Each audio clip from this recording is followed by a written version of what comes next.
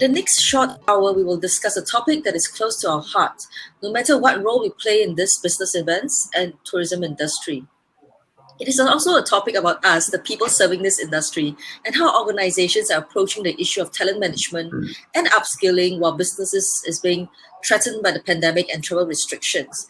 Bringing us through this conversation are four industry leaders and influencers. Allow me to introduce Professor Kaye Chon, Dean of School of Hotel and Tourism Management, the Hong Kong Polytechnic University; Choping Sam, Chief Executive Officer of Pan Pacific Hotels Group; Karina Bauer, CEO of IMEX Group; and Arnold Gonzales, Acting Deputy Chief Operating Officer for Marketing and Promotions with the Tourism Promotions Board of Philippines. Thank you so much for joining us, everyone. Thank you. Great to be here. Thank you. Great to be here. Yeah. All right. So to get us started, let's start with a multi-layer question for Ping Sam, for Karina, and for Arnold. Yeah. At a time when many organizations in our industry, are cutting costs for survival and manpower reductions are a norm, are continued expenditures on personal development deemed frivolous? How is your organization approaching talent investments today, and how is it different compared to better times, pre-pandemic times? Perhaps, Ping Sam, we could start first. Can I defer to Karina first? Yeah, happy to. I think, of course, every organisation is looking very closely at its budgets for everything, and training and investment is one of them. On the other hand, I think what this pandemic has shown is some skills gaps in many of our organisations. And so therefore, it's also necessary to invest in talent and to help people upskill themselves for their benefit, and very much so for the business as well. So I think it's just about that balance, really. It's about making sure that you are investing in the right way. Maybe some of the more frivolous areas have gone for the moment. Certainly budgets are tight, but that doesn't mean that all spend is being taken away, because actually we really need to invest in new skills and talent. One other thing I would say for us, it's also made us really look at what's out there in terms of online courses. Often they can be very low cost. And there are some great courses out there. So it's also led us to change what we look at. So rather than saying you can't train, actually, this has been a time when people have had the time and capacity to do training, but we've asked them to look in different places. Yeah, I'll jump in here also. I think when it comes to crisis mode, it happens everywhere and every time. When crisis hits, the first thing that businesses will cut with is definitely training and marketing. The reason is clear. It doesn't hurt in the short run, but probably in the long run is going to come back and haunt the business. But all the more during this crisis, I think we need to re-examine, to put in place a very sound program to train, but not just any training. Let's take the example of hotels. Hotels are very notorious for having too many layers. Okay, give an example. You have in front of the hotel, the security, the bellman, the doorman, the concierge, the front office receptionist, the senior receptionist, the reception manager, the duty manager, the guest relation officer. It just goes on, right? Can you imagine, all right, if you were to have just concierge and guest relation officers? But of course, what we need to do is have them multitask, have them reskill, retrain, and so basically, whatever training we put in post-pandemic and even during pandemic times is actually a very strategic way to train, to reskill, re-job design, retool, than just the normal standard training. I think, to be fair, really, even post-pandemic, a lot of hotels will have to relook at the whole cost structure of running a hotel. It's not unusual to have the two main costs in a hotel is labor costs, utilities. they can form a bulk of about 40 to 45%. Can you imagine if hotels continue in this way, the labor cost is going to skyrocket. I don't think we can go on that way. But we are still a very people business. We cannot replace people with robots, right? But we certainly can redesign how the hotel operates. All right, and that's very, very important. And if you give me just 1 minute also, a lot of people don't talk about this, but a lot of money should be spent on the culture of the business. Just give an example. A lot of times there's no trust in the workplace. So what happens is you get many, many layers. You get processes that takes 5-6 signatures before you get something done. Why? Why do it's amazing that you take so long to get things done, because everyone probably wants to protect themselves. But if we spend some time on building a culture of trust, building a culture of looking out for each other, I think it's just going to work much better. It's as though every person in the hotel, in the industry, owns the business. And when you own a certain business, you behave as an owner. You take ownership, and there's a lot of difference. Yeah. So yeah. Can I just ask you a bit more, Pinsam, about that point? So how can an organization improve that level of trust among colleagues? Can training help? Oh yeah. Okay. Let's start with when you build trust, right? The spotlight is on the leaders. Okay, because nothing worse than someone who just says, "Do as I say, don't do as I do." All right. I mean, it's walking the talk.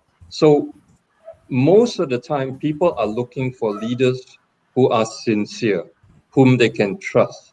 And if we have an organization that the leaders believe in trusting each other, it will go down the line. Can you imagine, right? A senior VP from a division and another senior VP from a division, they don't talk. Guess what's going to happen down the line? The team below won't talk to each other as well. It's as simple as that. Now, the moment you have the leadership believing that you can be a family, you can work in a trust atmosphere. I know it's a bit fairy tale, but I really believe it's important. All right, especially really, I mean, we're facing such hard times outside. When you come back to work, you shouldn't be looking behind your back. It should be a safe place. And also you're looking out for each other, and you're actually helping each other, thinking for each other, and you're holding each other and says, hey, let's do this together. So I know it's not hard numbers. I know it's a bit soft, but it's actually very, very important. And it starts with the leadership. And why training? Well, it goes down to really understanding what ownership of a business is, and even that can be trained. Yeah. Mm-hmm. That's great points. Arnold, would you like to jump? How is it like at the TPB for when it comes to talent investments? Okay, you and I will agree that people. Oh, sorry, I think there's a bit of a distraction in the background. People are at the core of the tourism business. And, we believe that personal development is necessary to ensure business continuity, employee well-being, and responsiveness to customers. So there should be really skills development for additional competencies. For example, collaboration in virtual teams, facilitating virtual meetings, agility and leading in change situations, remote leadership, and openness to change. In the Tourism Promotions Board, we invest in talent to strengthen workforce agility. We continue upskilling and reskilling personnel through our weekly online learning sessions. And, we are very fortunate that our Chief Operating Officer is a champion for in human resource development. And so while we have this pandemic, do you know that in the Tourism Promotions Board, we continue promoting and hiring personnel? So that's how wonderful. important we give to the people in the industry. Mm-hmm. Mm-hmm. That's good. Arnold, what forms of assistance are available to travel and tourism industry employers in the Philippines to safeguard their existing staff and to improve business efficiencies through skills training? Well, since April 2020 until the present, we have through the Department of Tourism, we have ongoing online skills training for tourism. This is an enhanced opportunity training for tourism stakeholders, which covers tourism enterprises which involves monitoring, evaluating, and learning from past and present situations, enabling tourism stakeholders to prepare better for the future. We also have the Filipino brand of service, which applies the 7 Filipino values or 7 M's that characterize Filipino hospitality. This in Tagalog, it's may likha, meaning creator, makatao, which is being humane, makakalikasan, environment conscious or friendly, makabansa, being people-oriented, for the country, patriotic, masayahin is being cheerful, may bayanihan is being cooperative, and may pag-asa means being hopeful. There's also the Department of Tourism Leadership Excellence Series, which rebuild consumer confidence and redefine standards for the Filipino brand of service. We just finished the Philippine Travel Exchange, and this is meant to also educate and develop the skills of our stakeholders through the webinars, roundtable discussions, and interviews tackling topics on tourism marketing in the new normal. And we just also finished the Philippine MICE conference. We pivoted into the digital execution. It used to be just a conference. Now it's a virtual MICE conference online. It was a week-long educational conference for the MICE industry.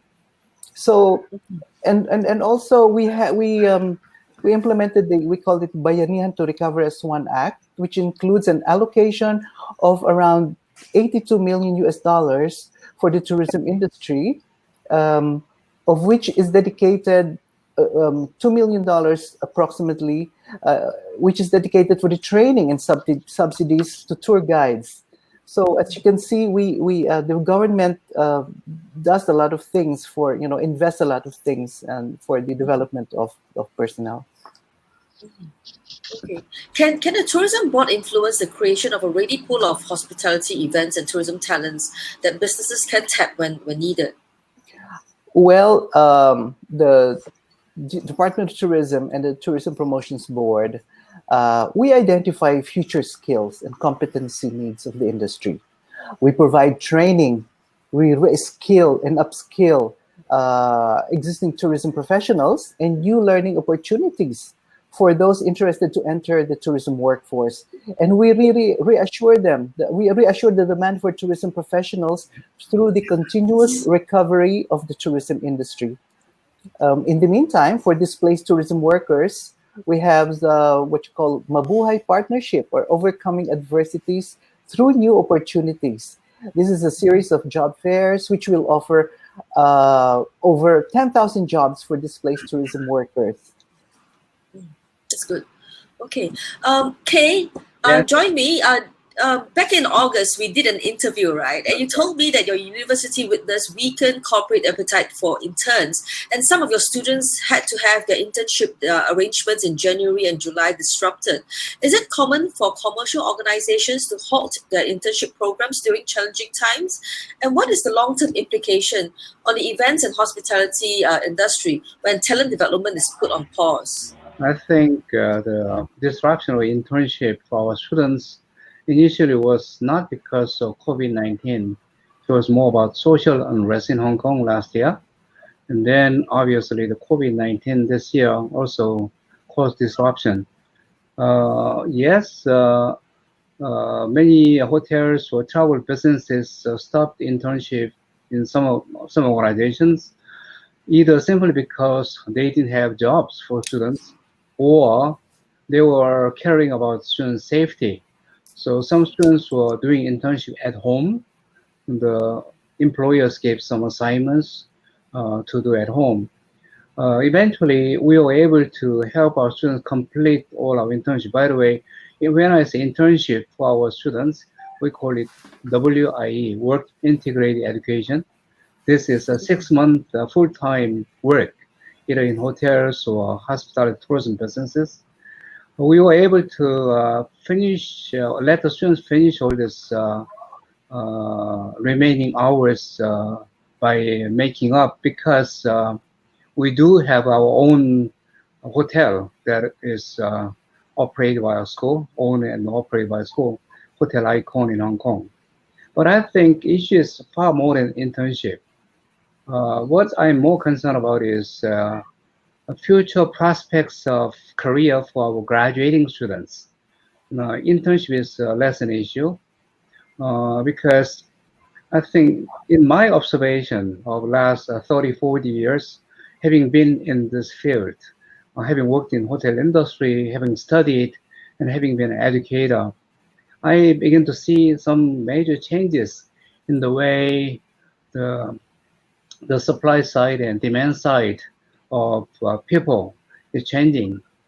I think now, first of all, on the supply side, from our student point of view, there is a noticeable change. That is, when I was a student studying hotel management maybe 4 years ago, in my class of about 40 students, it was in the United States, there were 1 or 2 female students, the rest were boys.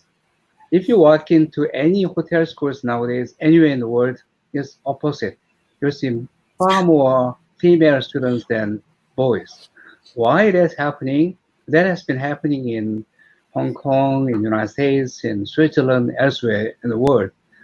I think over the years, somehow the profession of hospitality seems to be more appealing to female. That's one reason. In Hong Kong, there is another pragmatic reason. Our school is very competitive. Even for this year, in the midst of outbreak COVID-19, number of students who applied to our school was about 30 times more than the number of students we can take in. So every student had to compete against 30 students to be admitted. Boy, every year we find that the girls usually score far better in the exam. I don't know if the girls are smarter or they're harder. I think it's a combination of both.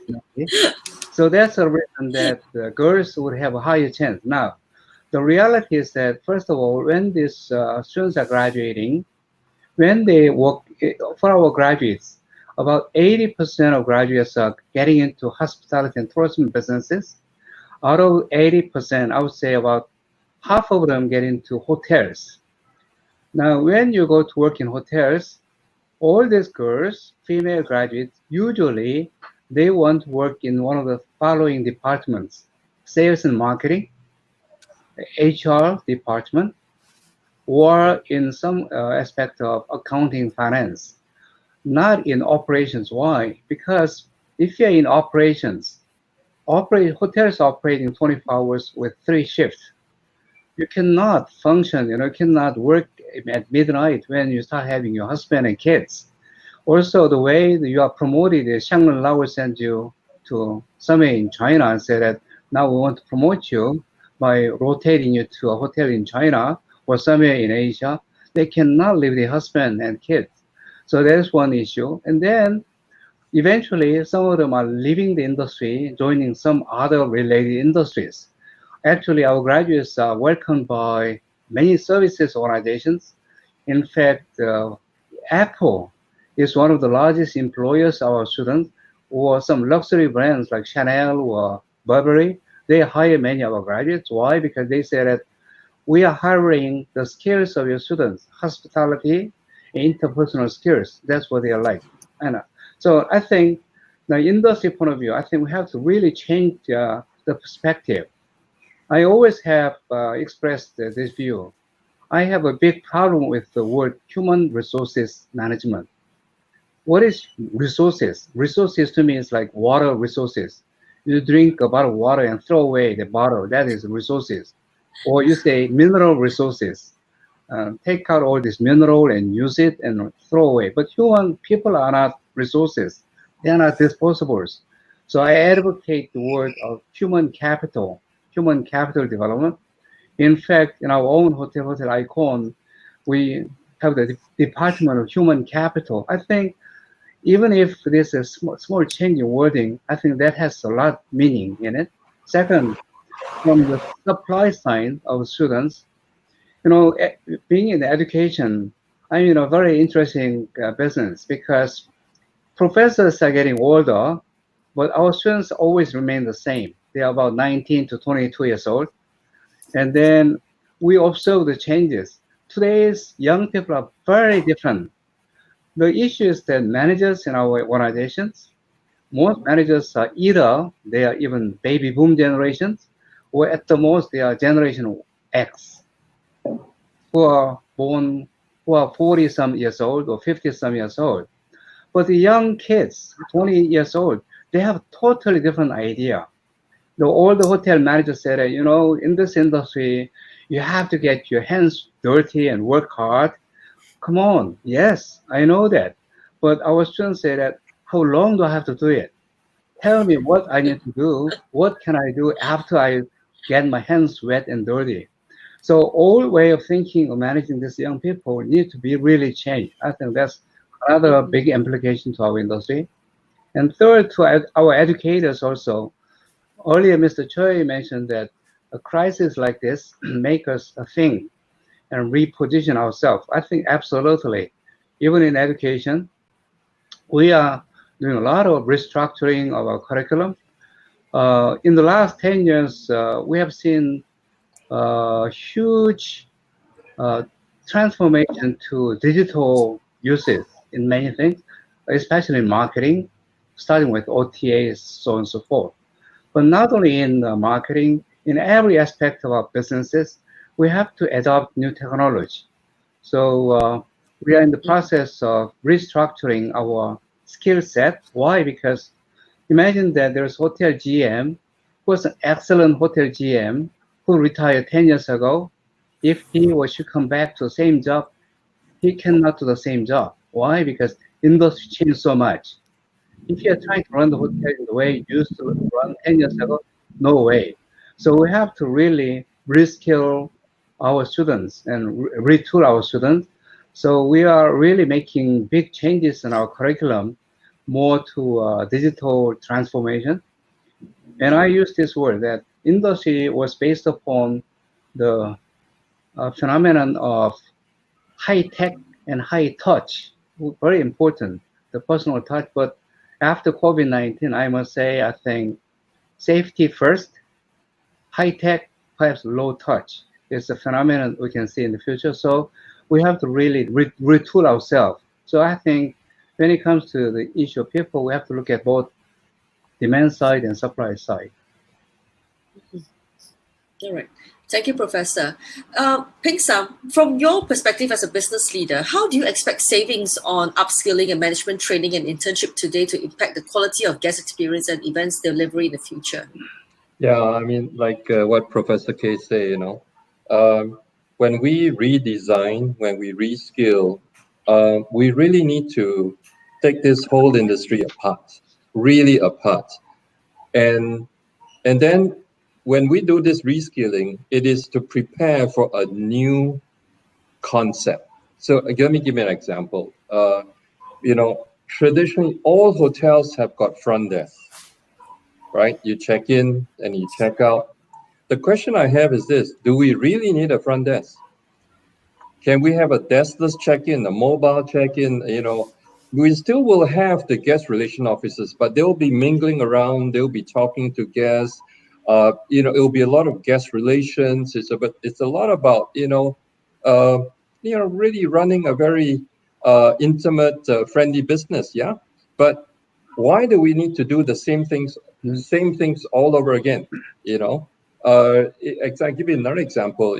We got a whole department of what I call linen housekeepers. They do nothing but sort linen, and I tell you, it can be very dirty work up because all this dirty linen from the rooms. You sort the bed sheet from the pillow sheets, from the pillowcase, from the towels. Hey, nowadays with low touch, this is very dangerous. So we actually put in all RFIDs, right? So that it sorts by itself. And then even when it goes to the laundry company can sort out the through RFID. It comes, and then we say we want it pre-packed by trolleys. So I want 85 here, 20 here, and they come all pre-packed just because you have RFID. So the answer to all this reskilling is don't just look at it as, oh, I got to save cost. So let me cut here and let me get rid here and let me teach here.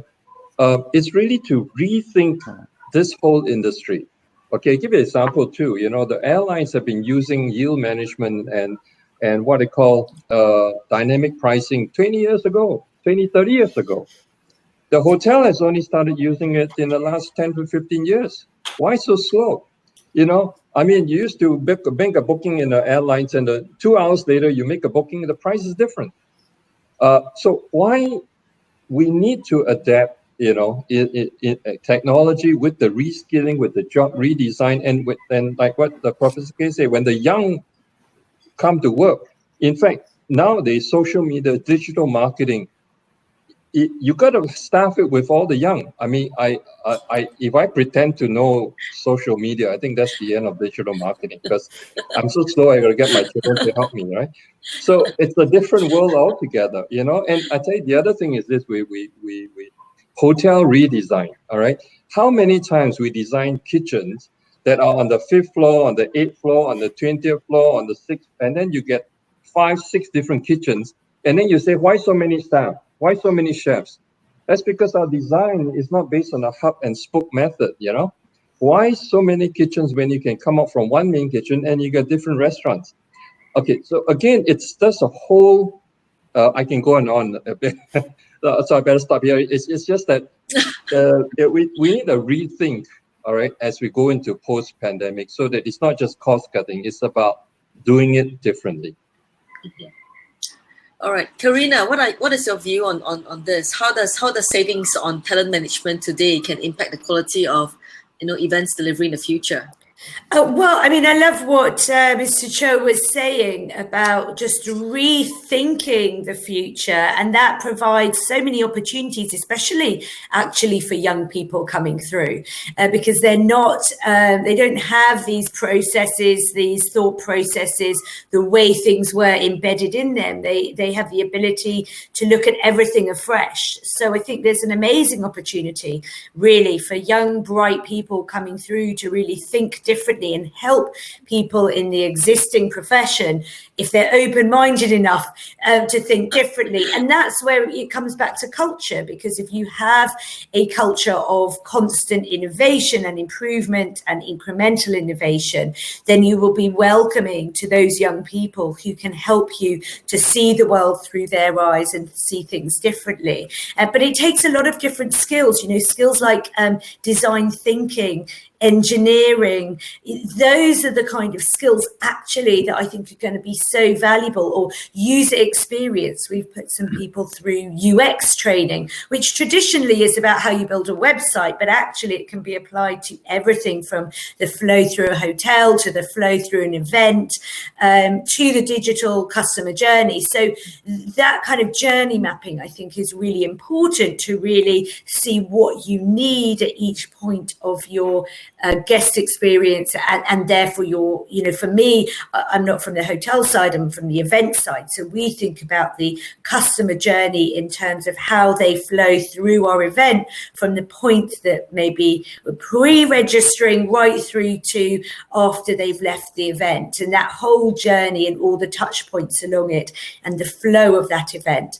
I think what's really interesting as well is this thought around the sort of safety first, digital, and then low touch rather than high touch. So the question really, especially from a training perspective, is you do need to be low touch, because for at least a while after the pandemic, we're going to be a little bit reticent to have the high touch, but you want a very personal experience. And actually, in a way, that in-person experience and the way that's delivered in a way that is truly differentiated from the online needs to be much more personal and much, you know, it needs actually very high quality in-person experience. So how do you deliver that when staff need to keep their distance? Maybe people are in masks. So that part of delivery, whether you're in a hotel reception area or whether you're in an event, really needs to be thought through, because the in-person experience can really lack when you are distanced and have a mask and maybe have headphones on, etc. So we really need to think through, how do you create atmosphere if we're dispersing people in a different way and flowing them in a different way? Great points there. Arnold, what do you have to say to this question? About the to how savings on upskilling and management training and internship today could impact the tourist experience in the future.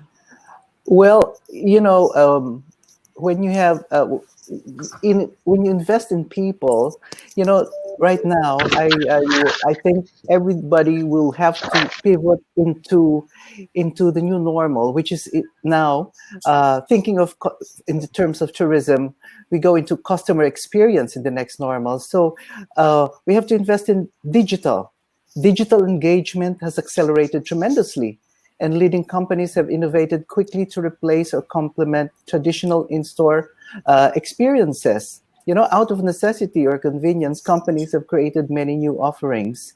And of course, safety. Safety now, companies must build safety into the customer experience, especially in the near term.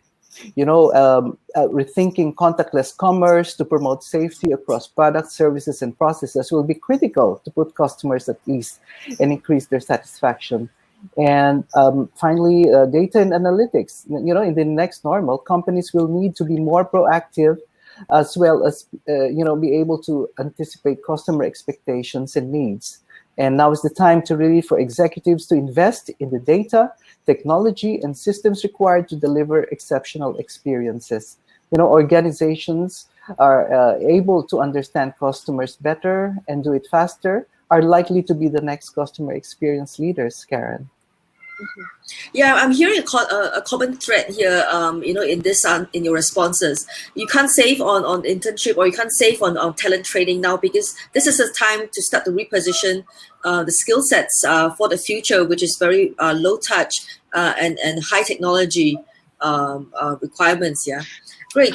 Karina, can we talk about Future Leaders Forum? Because this is also a big part of all IMEX shows for years. And I think it's a great way to really sell the beauty and excitement of our business to the new bloods, to make sure they join us when they graduate, But now that this pandemic has exposed the vulnerability of our industry, do you expect a tougher job in convincing these potential future leaders that they have a fulfilling career with us? Not in the medium and long term, no, I don't, because I believe that the industry will be robust. I think it will come back well when this pandemic ends. And if we truly do use this opportunity to transform the industry, to make it more resilient, then I don't see why that would put people off. I think the Future Leaders Forum and other initiatives around really developing students are fantastic, because what we're trying to do is show them the breadth of the industry. And because there's such a breadth, that because our industry touches all others, it's really horizontal through every vertical. And there's everything from hotel management to event services to marketing. I mean, it's so broad. Or you look at tourist offices, convention centres, the skills that we need are so broad that I think it gives opportunity to such a wide variety of students. And so, no, I think we need to be confident. I think if we're confident, truly confident about the resilience and robustness in the future of our industry, then I think we can explain that to students as well. But it is about skilling them and making sure that they're aware that they're entering an industry, that they need to be very adaptable, that they need to be lifelong learners and continue to build that resilience for themselves, so that if things happen, they can offer their skills or new skills skills to different organizations in different ways. If you see people go from the buyer side to the supplier side, from sales to ops, you know that's a person who has true adaptability. And that's what we need to really embed in our generations that are coming through, that adaptability and resilience and lifelong learning. It's not, I've gone to university, I've learnt my skills, now I've got a job in ops and I'll be here for 40 years. And I don't believe many young people want that either anymore. So, if you have a good person for 2 to 5 years, that's considered good. So, but in order for them to move on and be resilient, they have to continue to learn. Mm-hmm. All right. I want to ask you a bit more about something that Professor pointed out, how the large percentage of students in his schools are females, and women in our industry do face certain pressures from both work and private life. How do we guide our future female leaders into a career that's fulfilling for both, the private and the work side?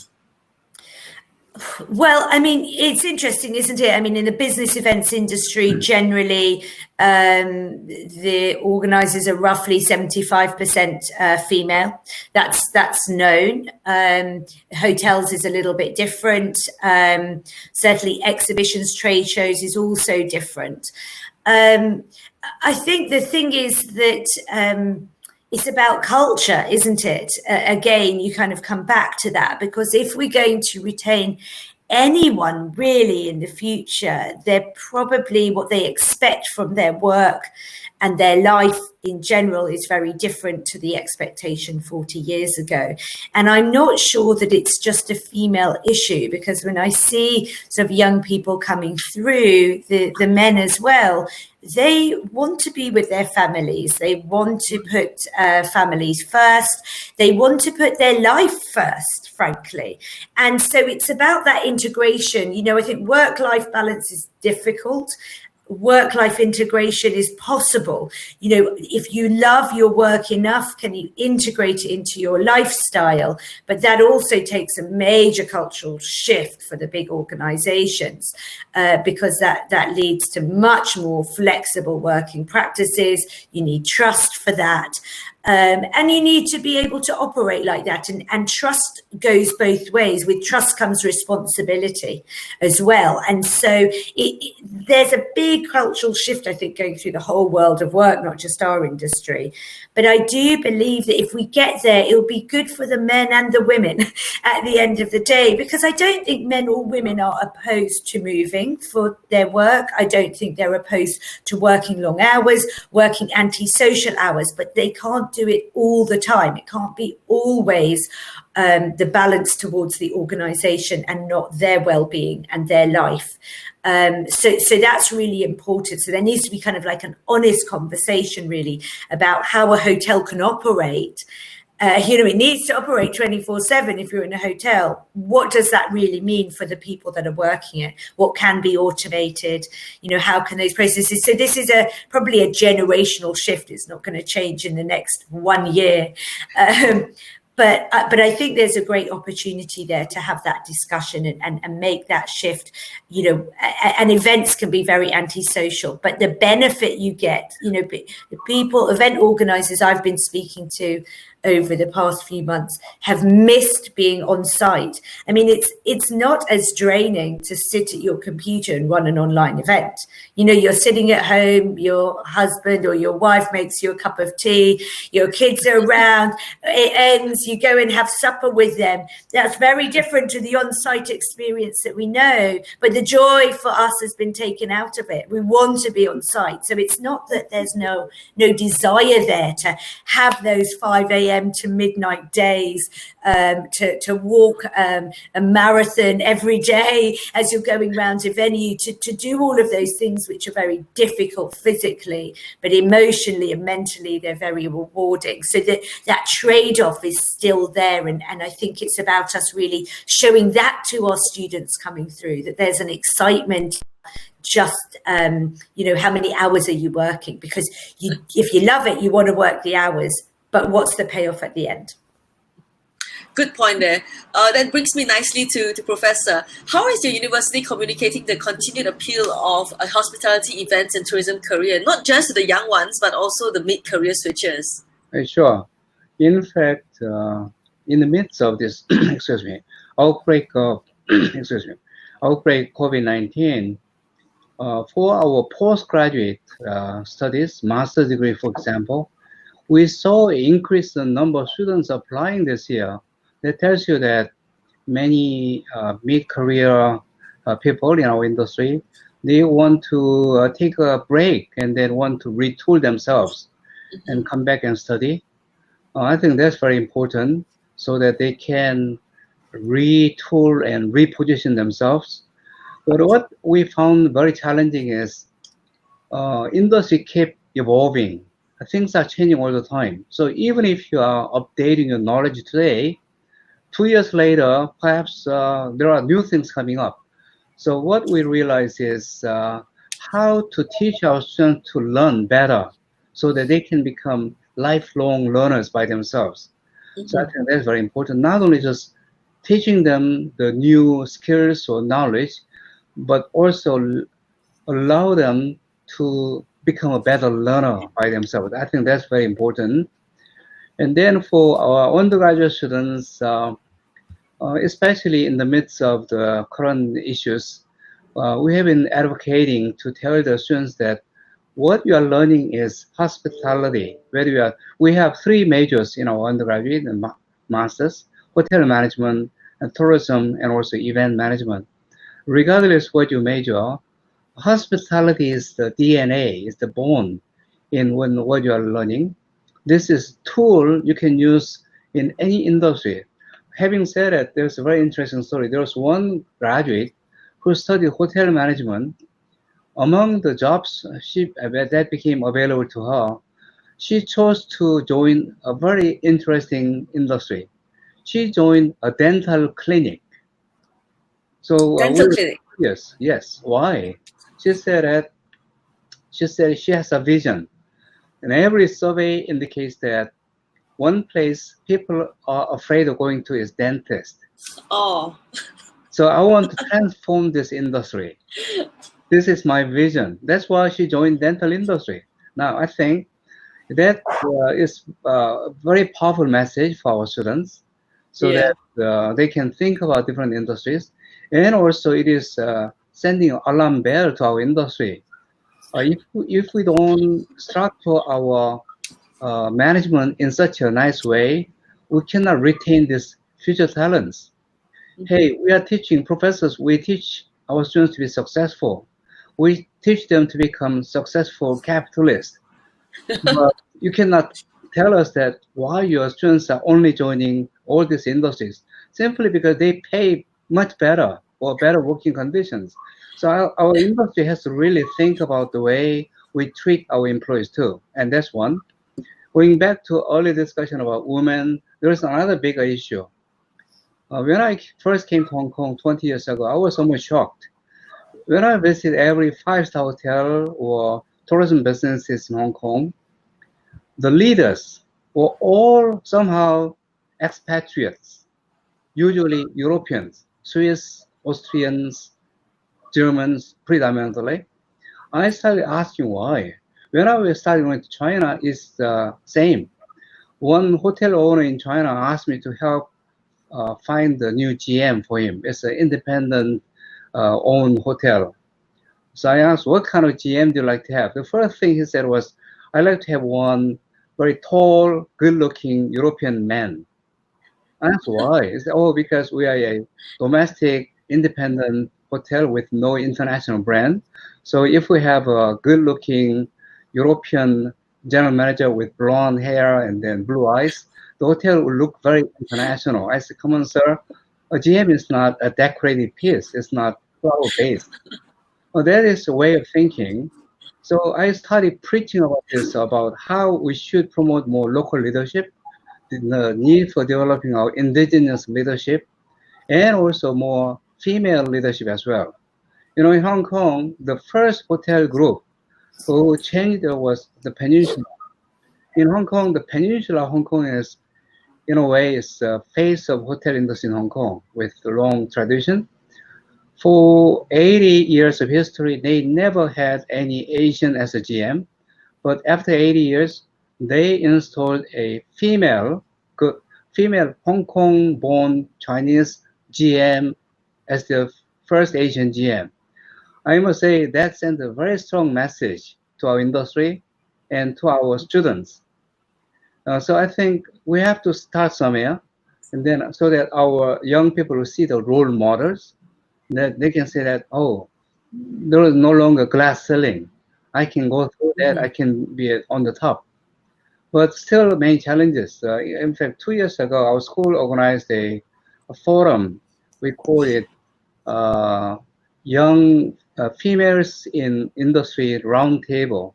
We invited female managers in their 30s and 40s who are still active in the industry to come around and they share their experiences. It was really enlightening to hear from them. Many hotel CEOs and GMs came to listen. They said it was a very humbling experience to hear what they are saying. There are still a lot of stereotypes in our industry. I think we have to really think about the way we lay out the career for especially the females and also the local leaders for the future. You know, Karina, I noticed there's a big difference here. In the events industry, we do have a lot of recognized female leaders, but in the hotel industry, it's somewhat different. Perhaps there might be something that the hotel sector could learn from the business event sector, I suppose. I think generally, you know, if you look at hotels, convention centres, trade show organisers, convention visitor bureaus, there's a lack of female leadership across the board, actually. Whereas if you look at the event organisers, business event managers, you know, there are a lot of SMEs. Those tend to be very female dominated, even at the leadership level as well. And maybe there is an issue as well with, you know, women getting to a certain point in their career, leaving, setting up their own business so that they can have that flexibility as well. It's a bit of a stereotype, and obviously that doesn't apply to everybody, but certainly you see that happening.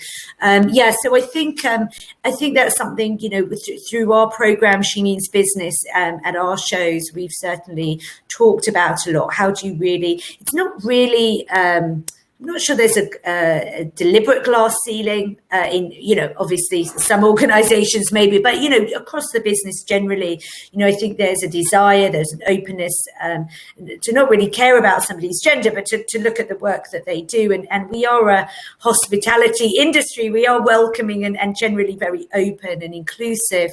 But some of those working practices maybe need to be looked at in order to allow women to want the jobs, you know, because that's a part of it. You look at it and you say, oh, you know, are women being stopped? Or do they actually not want the job in that form? So we need to really delve into that a little bit deeper. Right. Okay. With so many hospitality events and tourism professionals displaced and looking for jobs today, it is now an employer's market. Do you expect employers like yourself to prioritize experienced individuals over new graduates? Perhaps Peng Sam could tackle that? Yeah, you're absolutely right. I think we're getting a lot of very, very good, you know, leads on absolutely wonderful, very, very experienced managers, candidates. So there is a tendency, I think you're right, to, you know, gravitate towards those more experienced. I just must say that, you know, certain jobs, you really need that experience. So example, if you're looking for, you know, CFO, you really want the person to know finance. I mean, if you get someone young and it says, I want to be a creative accountant, you says, well, you know, maybe not so creative, stick to the books. So you got to have experience. You got to make sure that they know the job. There's not much time to train and learn at certain levels. I mean, example, chefs. You know, you want the chef with experience, not someone who's, you know, said I can try and be creative. So in certain jobs you really need the experience, and I think now given the situation there, actually the pool is quite large, and we tend to gravitate towards that. But having said that, there are quite a number of jobs that, example, digital marketing, social spaces I mentioned before. I mean, someone without prior experience in the hospitality or hotel might even be better. In fact, we want it to be different. I cannot imagine when I step into the digital marketing, I expect young people, I expect the buzz, I expect laughter, joy, fun. That's how it is. But if you get a group of very serious guys, trying to fix the computers, I worry. So there different jobs you really need to get and there's some jobs really that you can start from young. I think the thing to young people really is this. Make sure you find your passion. So if it is finance, if it is taxation, treasury, if it's IT, if it's even chef. Even bartenders now, we really need very, very good bartenders, mixologists and all that. If they're good in their skills, young or old, I think that's what is needed, But one thing that we find very hard to accept, it really is, you might have all the skills, right? But if the attitude is wrong, I think that is very hard to train. That's very hard to teach. And so, sometimes when we interview, we try and separate the two. One is that, okay, great skill set, but what's the reference? What's the attitude? What's the to the whole thing behind the thought process? And I think that is really, really very important. Yeah. All right, Arnold, can I ask for your opinion as well? Do you expect the tourism board to also prioritize individuals over new graduates? How does it work? I believe it has to be. I believe with our speaker, Mr. Choi, that I agree with him. There has to be a balance. Okay, in terms of now pivoting, especially to digital. We want fresh minds. We want fresh, someone who can offer something on the table. At the same time, there are competencies that are, how do you call this? It's better to get experienced individuals, for example, in terms of finance, accounting, and the like, But in terms of marketing, there has to be a balance, between having someone who knows or who is already an authority in providing marketing concepts and someone who's a fresh graduate. As I said, someone who has, for example, it's a new graduate may be thinking something differently and may give an aha moment. So it has to be there has to be a certain balance, and I agree with our Mr. Choi on that. All right, Karina, what advice do you have for job seekers who hope to get re-employed or to get a foot into our industry during these challenging times? Well, I mean, just to agree with what's been said in terms of it depends on the job whether you need the experience or whether actually fresh eyes is good. I think for people who are seeking jobs, it is about making sure that their skills are up to date, showing to a future employer that they are prepared to invest in themselves in whatever way that means. Whether that's online courses or what have you, because if you see as an employer that somebody's willing to put both the time and maybe some of their money into investing in themselves, that tells you a lot about the person. And then that comes back to, what's been said about attitude, which I totally agree. There's sort of this inherent values and attitude that you can't really teach. So when you're employing somebody, you're looking for that almost first, I think. Do their values match the values and the attitude that you require in the business? And then you kind of look at the skills. And so I think it's very important for a person who's looking for a job to also look at themselves in that sense as well. Like, what do they want from a job? What do they want from an employer? What are their values as well, so that they can also match themselves up? Because when that is wrong, nobody is happy, and it's just not something that can ever be overcome. So I think it's really important. It's very difficult, because in this marketplace, when people are desperate for a job, in many cases, it's difficult to say, well, no, that employer is not right for me. But it's a really important thing to do, because you're likely to be rejected if the employer can work that out. So to just really think that through. And then, of course, if you present yourself to an employer, having thought those things through, really be saying, this is who I am as a person. This is what I love doing. This is where I add the most value. And these are my skills.